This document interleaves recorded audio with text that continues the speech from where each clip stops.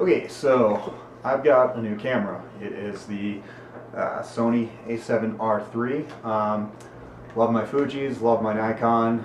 Had some things that have caused me to look Sony's way, particularly the announcement of the a7 III, which is coming out soon. I pre-ordered one of those, and I think I'm probably going to be rocking for most pro work an a7R III and the a3. Still going to keep my Fujis because I love them, and for passion projects, I'm going to keep a small kit. And I just love the way they are for travel as well. But that said, I want to talk about a quick tip that I am amazed about. With this camera is so customizable, and so there is a feature that I want to talk about that I got to be honest, I'll link to it. I found this tip in a someone's blog, and I'll put a link to them so they are getting credit for it, but I'm going to talk about how it is set up and how I figured out how I could set it up with this thing. So it's called the oh crap mode.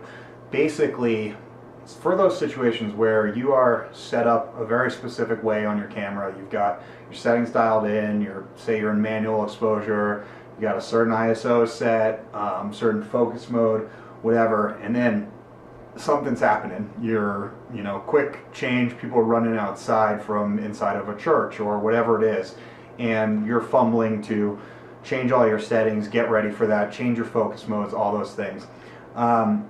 There's a feature in here, and it's called, let me just make sure I'm calling it the right thing. There are about 1 billion menu items on this thing, so I want to make sure it's right. There's a mode called Register Custom Shooting Set. What that allows you to do is basically create a shooting set, a set of settings with both you can put your type of drive mode, you can put your exposure compensation, you can put focus mode. There's a number, basically the core settings you use when shooting, and you can register those in one of 3 slots. That's pretty good right there, but the key to it is that being able to quickly access it. Being able to quickly access it, what I can do is I actually have a button set up here, and it's I'm using the AEL button to quickly, when I press that, it's immediately going into my oh crap mode. When I hold that down, it changes me into a set of settings that will work in 95% of situations as they happen. So let me kind of go over exactly how you set this up. So what I wanted was a setting that basically was going to autofocus, be continuous, and also give me aperture priority at a relatively stopped down aperture, but not too narrow, too wide, so that things aren't in focus. And also changing to a focus zone where basically it covers the whole screen and will just pick the most, the center, not the center, but whatever is most prominent in the photo. So we're going to go into menu here. Alright, and within our camera 1, go down, shoot mode, and then drive 2, register custom shooting setting. So you can recall them here and see the different 3 modes there. If you can see here, we've got shooting mode, aperture, drive mode, exposure comp, ISO, metering mode, focus area, AF on, and those can all be the ones that you can register to a custom recall custom hold. So what I did, and there's 2 ways that you can do this. You can either manually change them in here, so you can click on this, click focus area, and you can choose it, or you can set it up on your camera, set the dial to whatever you want, set your settings up, and then you can click go back here, you can click import camera settings, and that will just autofill these. However, you can also just go in. So those are the 2 ways to do it. So I've already set this up, and I want to show you what I'm using here. Using aperture priority because generally that's what I shoot in if I'm not using strobe where I'm going manual and need to set my exposure. So I'm going aperture priority because I know that that's going to be more important to me than shutter speed. Setting my aperture to an f4 because that's generally going to be pretty good and not too narrow, not too wide, cover most things. Drive mode, I'm going continuous because I want to be able to fire off a bunch of shots, and I use low continuous on this most of the time. Zeroed out exposure comp. The ISO, I'm going ISO auto. Also, one thing to note with my ISO auto, I use the faster setting with the ISO auto, which is going to use about double what your lens length is. So, you know, if you've got an 85 on, it's going to give you like 1/125th of a second. So that's pretty good for quick, you know, oh crap moments. Emerging mode to multi, standard.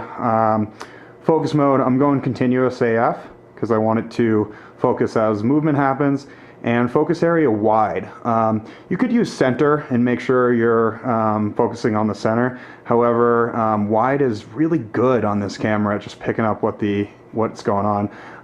And AF on. So the key to that is that if you're set up with back button autofocus, it's still going to autofocus when you click on your custom button.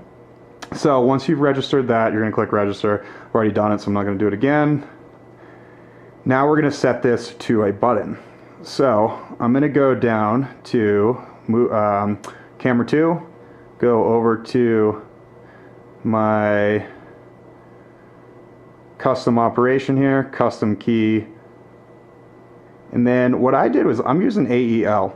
The way I've got this camera set up, I'm using AF on for eye autofocus, and I've actually moved back to using the shutter for autofocus, which as a back button autofocuser, it's weird to me, but it makes a lot of sense on this camera. And I can talk about that more later on a different video. So I'm using AEL. It's easy to access, and it makes a lot of sense being like a back button here. So we go to over here to the AEL button, and then you're going to click, you know, on the shoot mode drive 1. There's a option here for recall custom hold 1. So once you select that, and this is already all set, so we register that. That's all set there. So you can see right now, here's an example of how this works. I am currently in manual mode there. I've got my focus zone being this small zone you can move around. I forgot the exact name. And 1/200th at f2.2, and let's just for argument's sake, say I'm in ISO 80.